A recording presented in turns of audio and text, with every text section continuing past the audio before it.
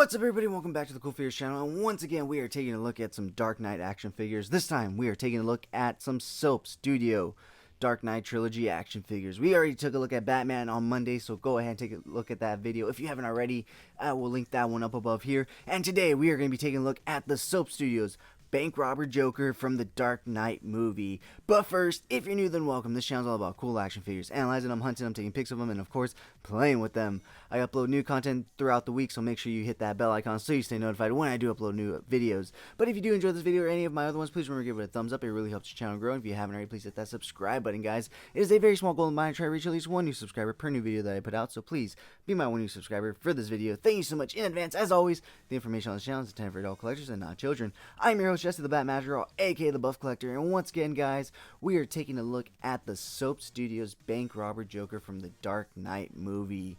So this guy is super cool, and if you guys have been following my channel, we have already taken a look at the Beast Kingdom Dark Knight action figures, one of those being the Bank Robber Joker. So if you haven't already, go ahead and check that video. I will link it up above here. So with that being said, guys, I absolutely love this version of the Joker. If you cannot tell, I bought two versions of him already, and I will be potentially buying a third, and when I do, you guys will definitely be the first to know.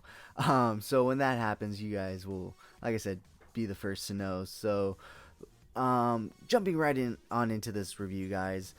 This figure is absolutely amazing in my opinion. Although it does have its faults, it does have its cons.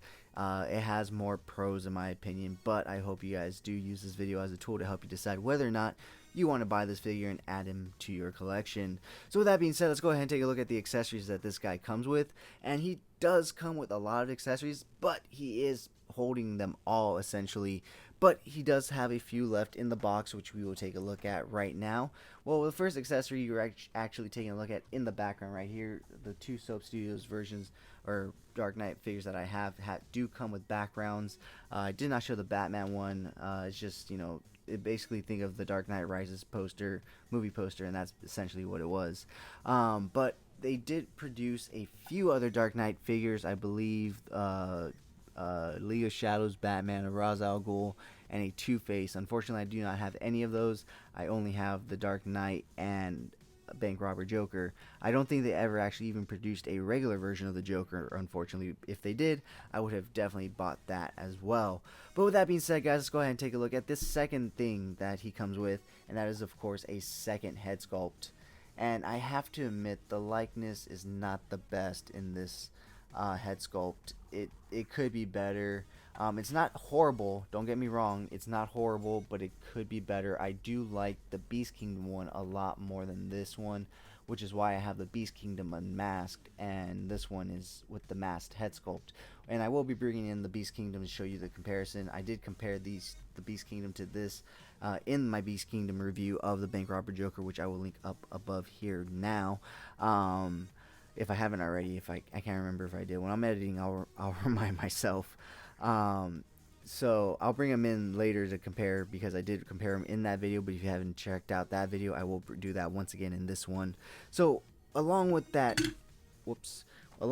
unmasked head sculpt, he does come with an extra mask, much like the Batman does. But this one makes a little more sense, unlike Batman, who doesn't even come with a Bruce Wayne alternate head. He comes with an unmasked Joker head and also a loose mask that he can hold in his hand, so that you can redo that scene from the movie at the very beginning when he's holding the mask and standing out in the street corner. That's one of my favorite parts of the movie. It's just so cool, because he's literally just out there in public, not giving a shit, just doing what he wants to do. So yeah, so next up we're gonna go ahead and take a look at the vast array of hands that he comes with. First and foremost, he does come with a pair of trigger fingers, and these, I call these Joker trigger fingers because they're very unique and very much like what his trigger fingers are, which are not just your typical bang bang bang. You know, he likes to make it a little, like, you know, fancy, like loose, jokey, and you know, that's what this is. So he does come with a pair of those,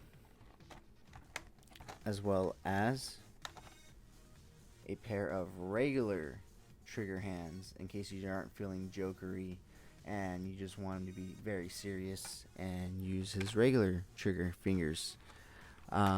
He comes with actually another trigger finger. And last but certainly not least, he comes with a pair.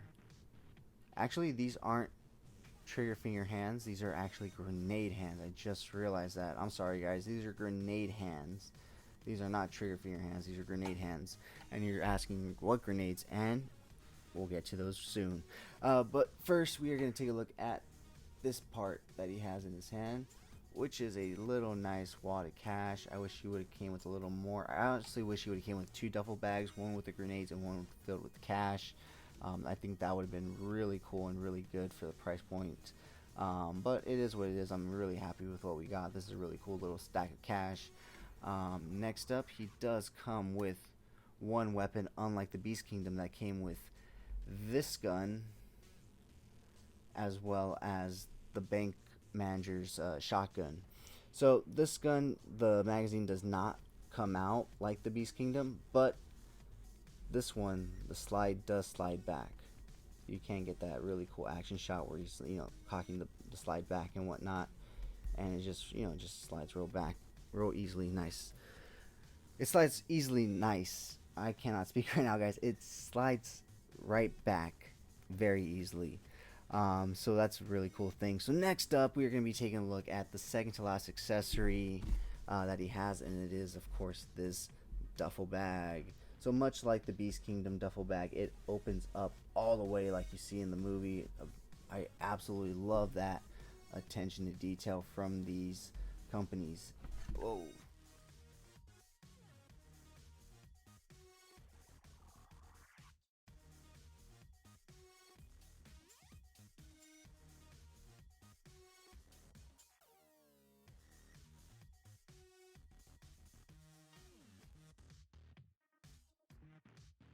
Stand, and he still has a tendency to fall over.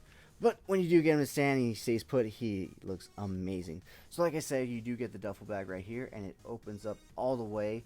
But unlike the Beast Kingdom one, oh wait, actually, this does open up all the way like this, so you can pull it out. And it does come with this little foam insert that you can put the little individual grenades in there. And they are individual grenades that you can pop out. So he has the smoke grenade right there. He has the real grenades right here. So they all pop out and they all go right back in so that you can, store them nicely and display them nicely with your Joker figure. So that's a really cool, nifty thing that I thought was really cool, and that also the Beast Kingdom does. But this, I got this one in first, so this one was really cool to see because, like I said, we don't really get too much attention to detail nowadays unless you're paying a premium price, which I did for this figure. Like I said. But it's really nice to see that they are really trying. And so with that being said, guys, let's go ahead and pull him forward and take a look at him closer. Take a look at the detail. I absolutely love the head sculpt on this masked head. I think it looks very Jokery, and it's very spot on to the movie as well. It's there. It's not 100% obviously, but I think it's good enough. I absolutely love the cloth clothing on this suit. It is polyester. It's not like anything fancy or no Hot Toys quality. So it is kind of wrinkly, but it is a nice suit. And he does kind of start with a cheap suit at the beginning of the movie before he actually does this bank heist and has the money to, buy that nice purple suit. He even comes with that little part in the back of his jacket that's all frayed and whatnot when he pulls the smoke grenade out. So that's really cool. And the shirt is very nicely detailed. It has like individual buttons right here. I believe it's sewn in. I don't see a Velcro, so I wouldn't pull that at all. Here's a look at the pants. Here's a look at his shoes.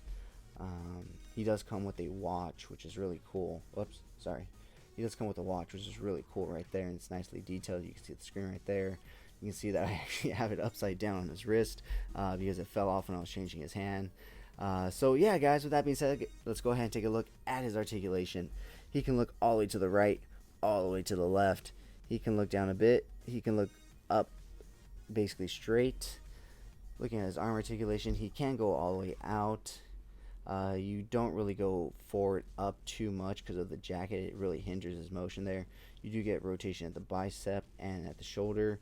You do get double hinge elbows so that he can be like, So You do get rotation at the wrist right there, as well as in and out, up and down, hinge, ball, joint. You know the drill. He does have really good ab rotation, especially compared to the Batman.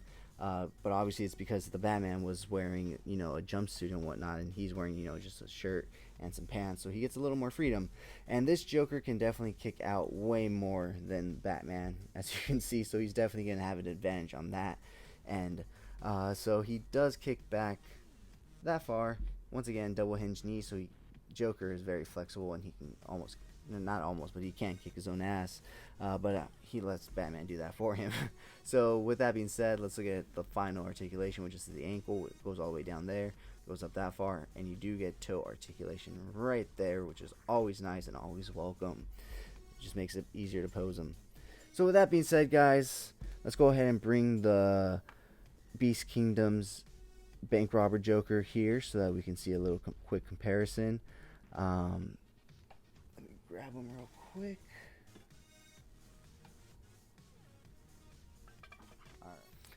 Alright guys, so as you can see, the Beast Kingdom's version does tower significantly over the SoapStudios version. So it does look a little more detailed than the SoapStudios.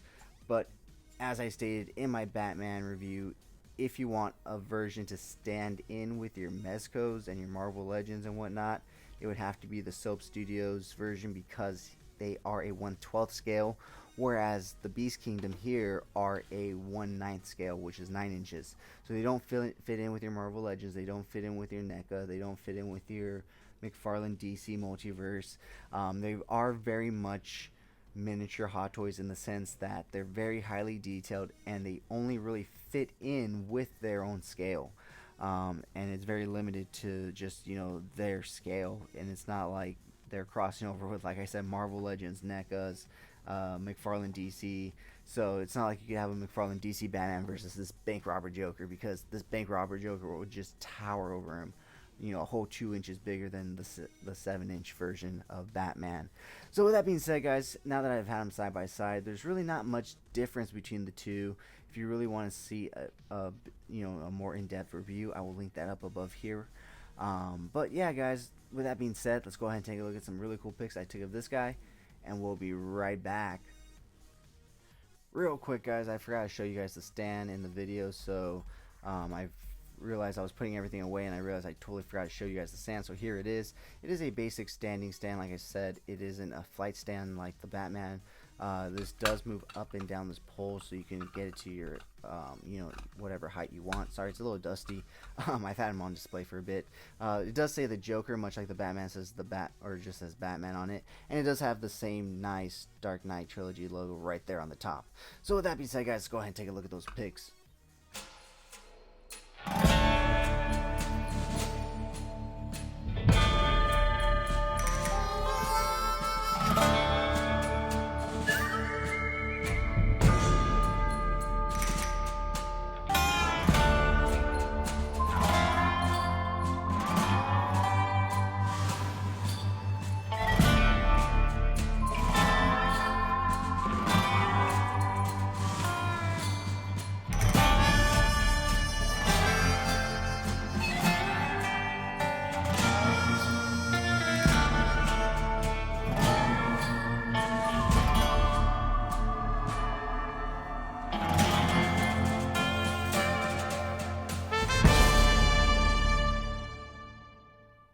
Alright guys, if you enjoyed those pics, you can find the full images over on Instagram at CoolFigurez, and I did recently start a separate Instagram account for more of my more planned out, thought out, more edited shots called Epic Shots by CoolFigurez. So go ahead and check that out. If you like what you see, leave me a follow. But if you did enjoy this video, please remember to give it a thumbs up. It really helps the channel grow. If you haven't already, please hit that subscribe button, guys. But whether or not you're a subscriber, thank you so much for taking time out of your busy day to listen to me talk about toys. I really do appreciate it. As always, I'm your host, Chester the Bat Madrigal, aka the Buff Collector.